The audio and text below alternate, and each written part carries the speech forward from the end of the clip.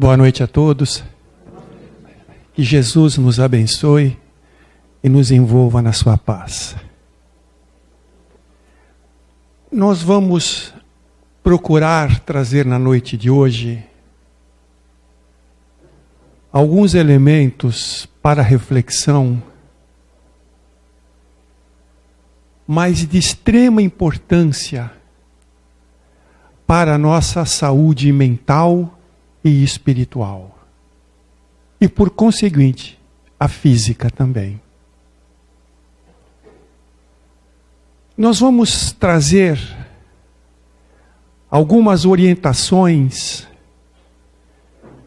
trazidas pelo médico desencarnado Francisco de Menezes Dias da Cruz, aonde ele procura nos alertar para as condições de pensamento nosso, de sentimentos e de comportamentos. Dr. Dias da Cruz, ele faz um traçado de uma das doenças mais graves e mais antigas conosco, que são as obsessões.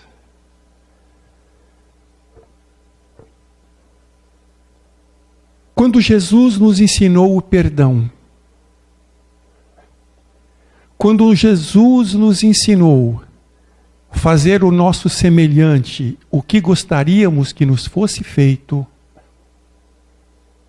Ele já nos dá um roteiro para essa nossa saúde psíquica tão importante.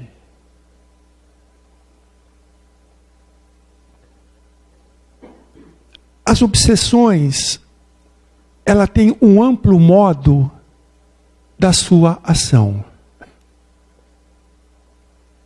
Muitas vezes, o obsessor é aquele espírito que nós prejudicamos em outras reencarnações, que encontra-se na vida espiritual e que ainda não nos perdoou e procura exercer em nós a sua vingança.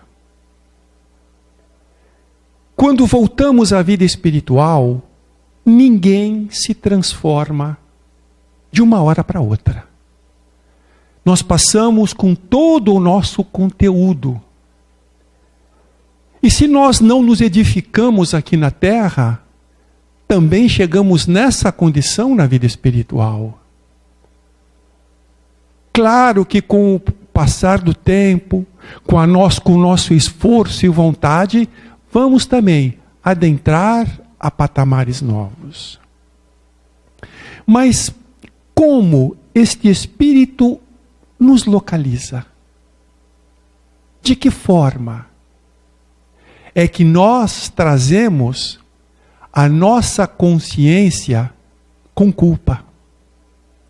O processo de remorso que se encontra na nossa consciência. Embora no estado de vigília, nós não temos essa consciência. Mas a culpa e o remorso estão aí, pedindo reparação. Então são esses elos que nos ligam a esses adversários do passado, nesta provação corretiva. E começa, por vezes,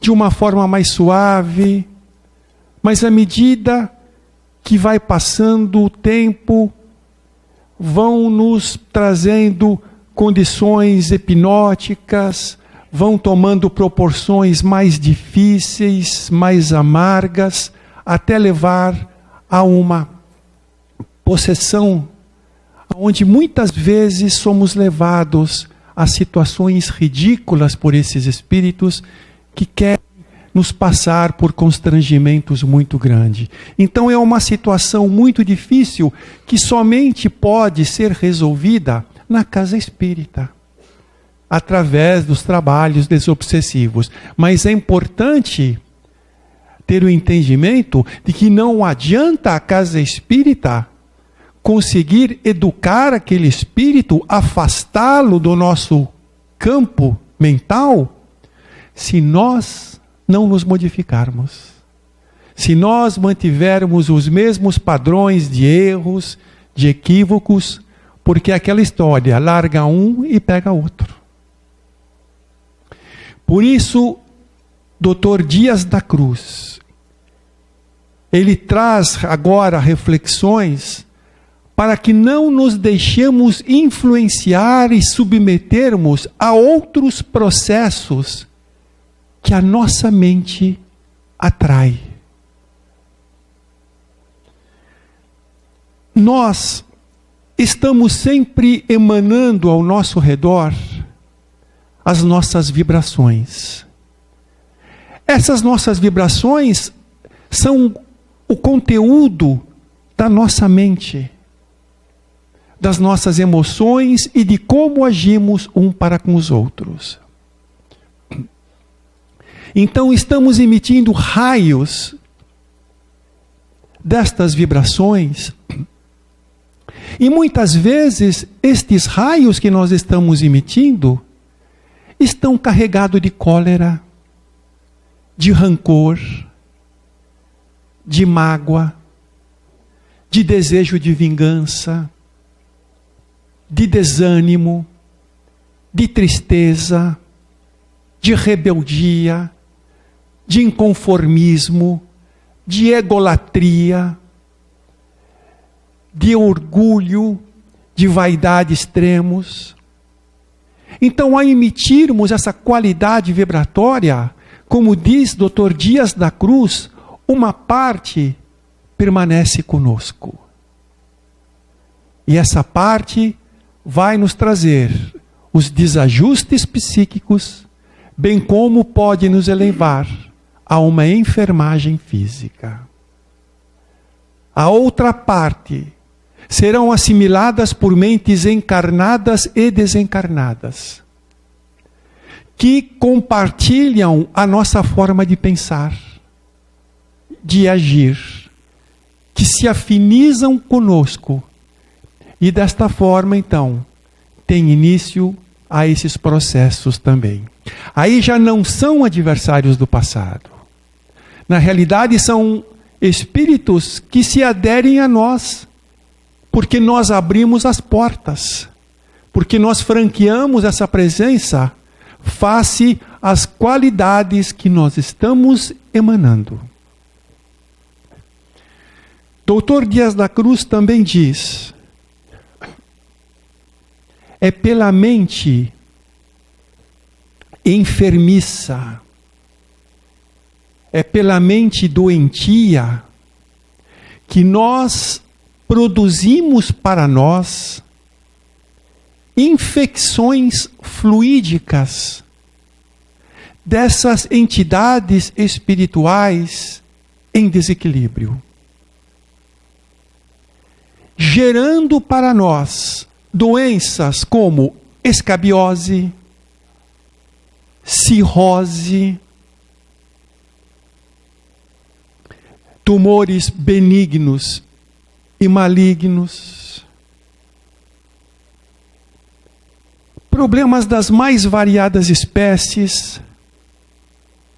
E é pela mente em desarmonia que começamos a criar para nós alienação mental, gerando graves processos de psiquismo enfermo,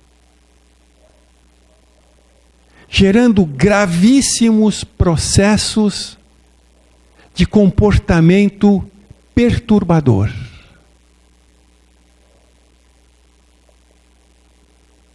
Então gerando as psicoses.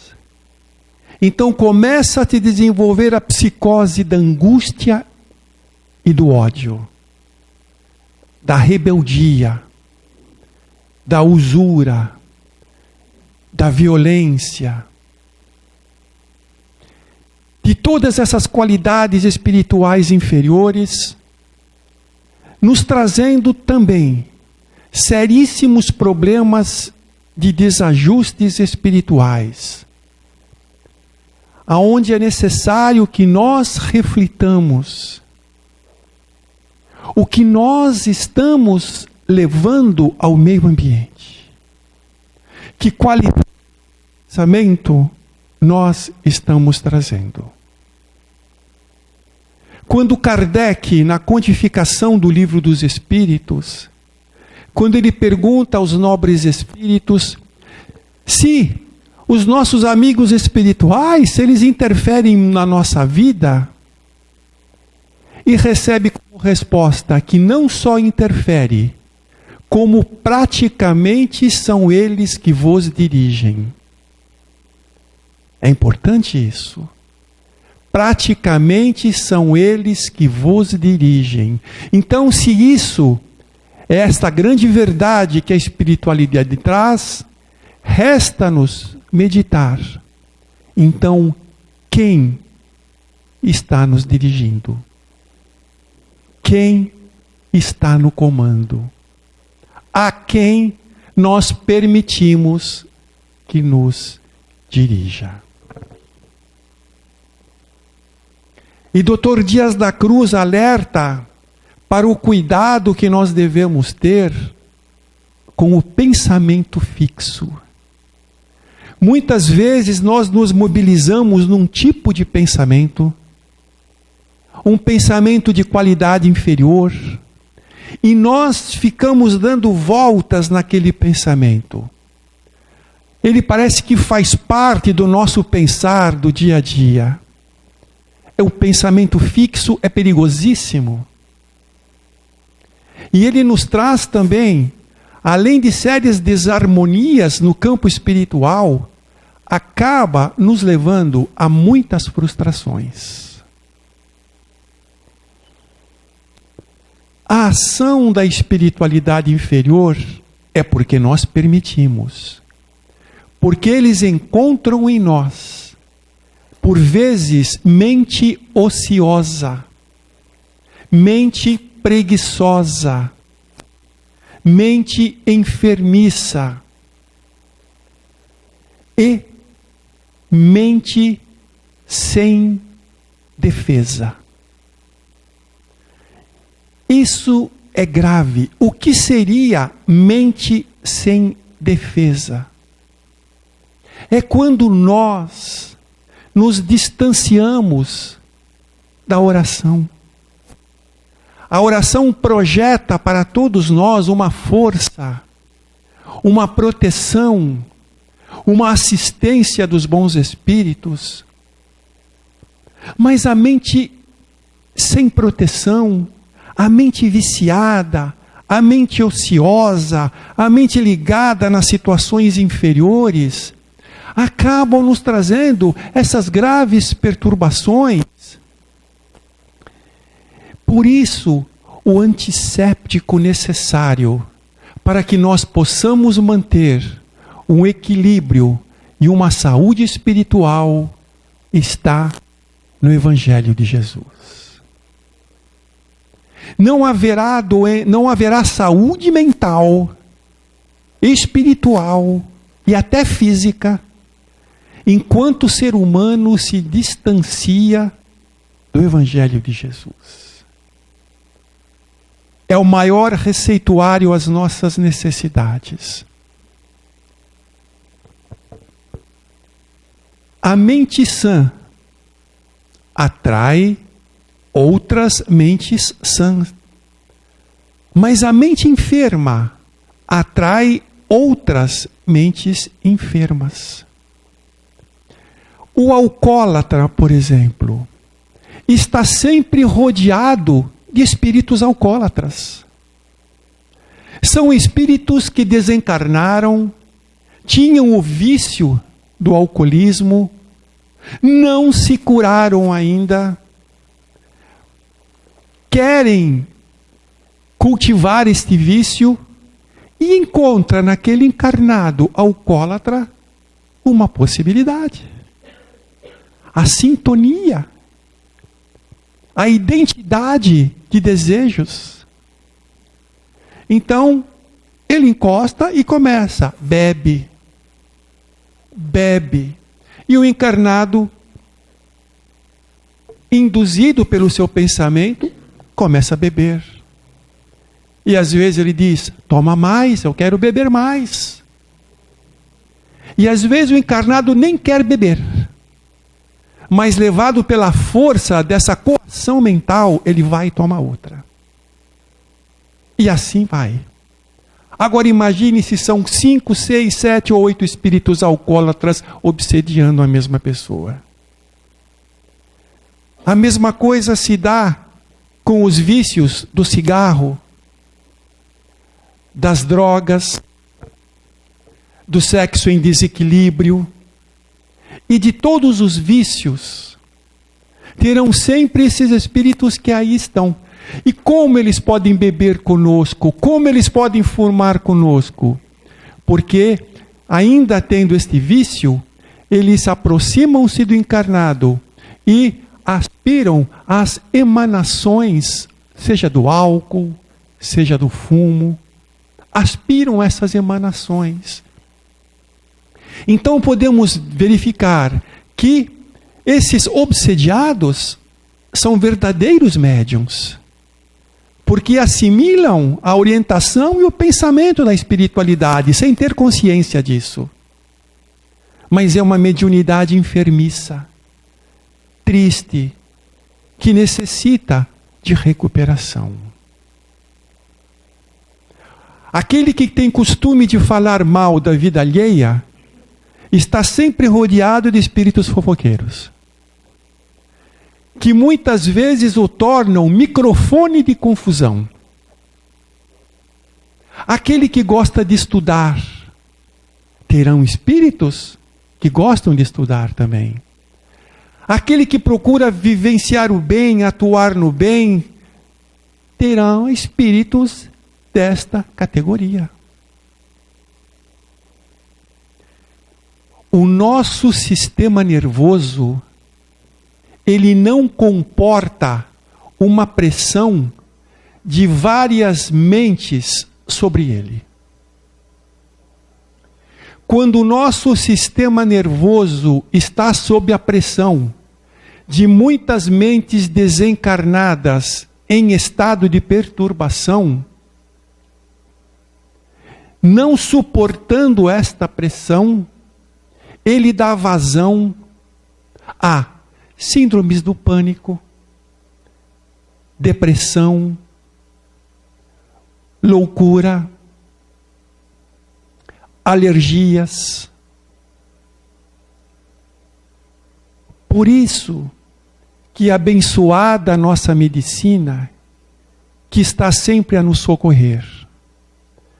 Abençoados os anti-inflamatórios, os antibióticos, os analgésicos. Mas eles curam o estrago que já foi feito, o que se materializou no nosso corpo físico. Eles curam os efeitos, mas e a causa? A causa que originou tudo isso. Não há medicação nenhuma que pode curar. Somente nós podemos nos curar da causa. Somente nós temos que ter a condição de nos tornarmos médicos de nós mesmos. E tem uma medicação, sim, mas não é a que se encontra nas farmácias. E como eu volto a afirmar, somente a medicação do Evangelho, da mudança de conduta, da ação no bem, do dever retamente cumprido, do exercício da caridade, da tolerância, pode nos trazer uma condição saudável. As entidades espirituais de desajuste, encontrando em nós esta sintonia, muitas vezes eles se postam no nosso campo da aura, sugam as nossas energias, trazem-nos perturbações nas zonas sensoras, nas zonas motoras, parte do cérebro, e acaba nos gerando doenças fantasma. O que seriam essas doenças fantasmas? Nós temos, por vezes, sintomas de várias doenças. Dói aqui, dói lá, isso, vai no médico, faz todos os exames laboratoriais, radiológicos, enfim, faz todos os exames e não acusa nada. Mas a pessoa continua sentindo os sintomas, a dor, faz os exames e nada. Então, essa influenciação espiritual já está trazendo complicações no campo do nosso espírito. E se não houver de nós uma mudança de comportamento, uma mudança de pensamento, de sentimento, se nós não nos libertarmos de vícios, essas doenças fantasmas, com o tempo, vão tornar-se doenças reais. Então é muito importante termos esta noção. E André Luiz, ele nos traz um exemplo muito importante. Ele fala sobre a casa mental. Então André Luiz fala que a nossa mente é como uma casa. No primeiro andar, nós temos o nosso subconsciente, onde estão gravadas todas as nossas experiências vividas. E este subconsciente liga-se ao sistema nervoso. Está localizado no sistema nervoso. No segundo andar da casa está o nosso consciente, onde estamos aprendendo, memorizando, arquivando as experiências desta vida. Localiza-se no nosso córtex cerebral. E temos no terceiro andar o superconsciente. É quando nós nos ligamos às expressões mais altas da vida, que estão localizadas nos lobos laterais. Quando nós estamos em prece, ou os estados meditativos, em atitudes mais amorosas, avançadas. Então, é onde nós nos ligamos com a espiritualidade superior. Muitas vezes, nossos mentores espirituais, ou os bons espíritos, quando vêm até nós, quando eles nos querem dirigir a nossa atenção, embora possamos não ter a percepção da presença deles, eles nos tocam com as mãos nos lobos frontais. E ao tocar e ao ativar esta área da mente, do nosso cérebro, nós elevamos o nosso pensamento e nós somos mais propícios a esses conselhos, a essas orientações.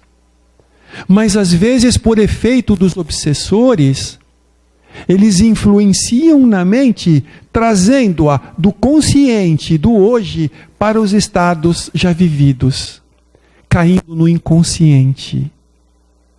E o que acontece? A mente estagiando no inconsciente começa a refletir estados já vivenciados. Então nós percebemos quantas pessoas passando por graves obsessões com comportamentos animalescos, tornando-se verdadeiros monstros, comportamentos que nós qualificaríamos como de realmente animais. Porque a mente estagiou nesses arquivos que ficou há muito tempo para trás. Então, a necessidade de retomada desse equilíbrio para que nós possamos vencer e superar todos esses desafios que estão nas nossas mãos. É a conduta, é o comportamento, é o Evangelho que nos reeduca, que nos ilumina, que nos traz a saúde mental e espiritual. E muitas vezes, quando nós falamos de obsessão, sempre temos aquela ideia inicial de um espírito desencarnado para um encarnado. Mas muitas vezes somos nós os obsessores. Muitas vezes nós estamos obsediando os desencarnados. Quantas vezes pessoas que partem para a vida espiritual e aqueles que aqui ficam não aceitam. Se revoltam contra Deus, ficam rebeldes, inconformados. Por que foi acontecer isso? E não aceita, e emana essas vibrações, esses pensamentos negativos de não aceitação, rebeldia. Isso os alcança na vida espiritual. E às vezes o espírito está numa condição boa, mas essas perturbações mexem tanto com ele, que ele acaba criando um complexo de culpa. Olha, esse meu ente querido está assim porque eu desencarnei. Acaba gerando problemas para o espírito e às vezes ele tem que ser internado numa câmara à prova das vibrações vindas do mundo material. André Luiz narra um caso em nosso lar que havia um espírito em tratamento nas enfermarias de nosso lar. Ele estava bem, equilibrado. De repente ele sai correndo da enfermaria pelos pátios de nosso lar. Que nem louco, totalmente perturbado. E os trabalhadores de nosso lar o alcançaram e ele falou: eu tenho que ir para casa, meus familiares estão me chamando. Meus familiares estão pedindo a minha presença em casa. Eu tenho que ir lá atendê-los. Então isso, muitas vezes nós qualificamos de nossa parte como amor. Mas isso não é amor. O que melhor podemos fazer nesses casos é direcionar vibrações de amor, de paz, de esperança. Não vamos obsidiá-los com os nossos pensamentos em desalinho, mas vamos auxiliá-los e amá-los para uma caminhada mais feliz. E Jesus já nos disse: reconcilia-te com o teu adversário enquanto estás a caminho. Ou seja, enquanto estás encarnado. É muito importante, se nós tivermos algo, reconciliarmos-nos. Se nós ofendemos, sejamos humildes em pedir perdão. Se fomos o ofendido, a grandeza de perdoar, mas não vamos deixar essas demandas se resolverem na vida espiritual. Porque a situação fica muito mais agravada, fica muito mais difícil. Em não havendo perdão, porque o perdão é uma das principais fontes de todos os processos obsessivos. Em não havendo perdão, aquele que está lá e que não perdoou, está a nos esperar. E nós também não perdoando, ao voltarmos, continua lá os embates. E aí o plano espiritual, para que possa solucionar essa dificuldade, interna os dois numa nova reencarnação, na mesma família. Como irmãos, como pais, como parentes próximos, marido e mulher, para que com o esquecimento do passado e nessa nova oportunidade reencarnatória, possam começar a desenvolver novas condições. Mas muitos trazem no inconsciente esses desajustes do passado e o não perdão. E aí tornam-se aqueles familiares difíceis, familiares que não se suportam, familiares que cultivam mágoa, ódio, que não se entendem de jeito nenhum, que tantas e tantas vezes chegam a situações até extremas. Mas muito disso está vindo lá de trás, porque um perdão não foi exercido. E a falta de perdão, por vezes, traz atitudes que podem levar várias e várias reencarnações para ser corrigido isso. Uma simples falta de perdão leva, por vezes, séculos e reencarnações para corrigir. E aí, tem oportunidade no mundo físico, não aproveitam, continuam os embates na vida espiritual. Então a espiritualidade dá todas as condições, todas as possibilidades, mas se não houver uma modificação, se em algum momento não tiver formas de se reajustarem, são novamente internados na mesma família, mas agora de forma drástica. Acabam reencarnando como irmãos siameses. Duas entidades espirituais, um corpo físico. Uma vai precisar da outra. Uma vai precisar da ajuda da outra. E é nesse trabalho de um ajudar ao outro que aí vai começar a tecer os primeiros sinais de amor e de perdão. E aí nós meditamos: por que chegar até esse ponto? Será que o orgulho lá atrás impediu de falar me perdoe? Então, essa condição nos remete a muitos sofrimentos. Por isso que Jesus sempre falava: perdoa. Não 7 vezes, mas 70 vezes 7 vezes. Ou seja, incondicional, para nos garantir uma condição feliz. E se nós temos às vezes um espírito a nos esperar que não é nada bom, imagine alguém que tiver milhares de espíritos à sua espera. E nós vamos fazer agora até uma colocação que foi dita pelo Chico Xavier. É muito importante. Perguntaram ao Chico Xavier: Chico, mediante os processos obsessivos, tantas situações, a lei da causa e do efeito, como está hoje na vida espiritual Hitler? E o Chico estava sempre respondendo com o Emmanuel ao seu lado.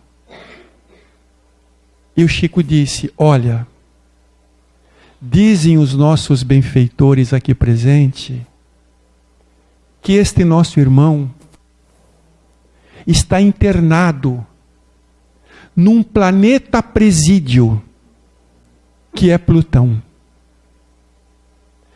Jesus o condenou a uma pena de 1000 anos e está cumprindo no planeta presídio Plutão. E dizia: Plutão é um planeta onde encontra-se muitas consciências endividadas com a justiça divina e que estão aí cumprindo pena, em ritmo de isolamento. E muitos podem perguntar: nossa, será que Jesus não está sendo um pouco rude? 1000 anos de pena? Mas aí nós vamos vendo uma misericórdia, um amor. Porque Jesus sabia que havia mais de milhares e milhares de espíritos que não o tinham perdoado ainda. E que estavam esperando na vida espiritual para prendê-lo, se viciá-lo, levá-lo a torturas e trazer todos os tipos de sofrimento inenarráveis. Mas Jesus, mostrando uma misericórdia, os livra desses espíritos vingadores e os situa então em Plutão. E aí um espírito luminoso pede uma audiência para Jesus e pede permissão para cuidar do Hitler, para ensinar-lhe o amor, para ensinar-lhe a caridade, porque tudo progride na natureza. Grandes mentores da nossa sociedade, em épocas remotas, foram algozes. Nós vamos progredindo, seja pelos caminhos da dor, ou seja pelo amor, mas nós vamos progredindo. Então o Pai dá oportunidade para todos. E Jesus se comoveu com esse espírito que veio prestar esse desejo de auxiliá-lo. E Jesus concedeu esta oportunidade. Sensibilizou-se, e este espírito, como disse Chico, quase que uma vez por semana está lá, ajudando a se reequilibrar. E este espírito, fazendo este papel, é Gandhi, que está até hoje levando este auxílio. Então esses processos, você veja, né, esses processos obsessivos, quanto que a falta de amor, quanto que a falta do perdão, quanto que nós, quando esquecemos o fazer ao próximo o que gostaríamos que nos fosse feito, quanto isso nos acarreta, quantos sofrimentos nos traz. E nós temos também cá entre nós, nos obsidiando sempre de encarnados com encarnados. Quando nós nos colocamos na posição da inveja. Ai, está com inveja de que aquele conseguiu algo e eu não consegui. Torcendo para que o projeto do outro não dê certo. Emitindo pensamentos negativos, emitindo pensamentos de mágoas. Então nós, por vezes, estamos nos obsediando, mas os ciúmes em excesso. E aí nós vamos vendo determinadas pessoas que uma parece que tem a posse da outra.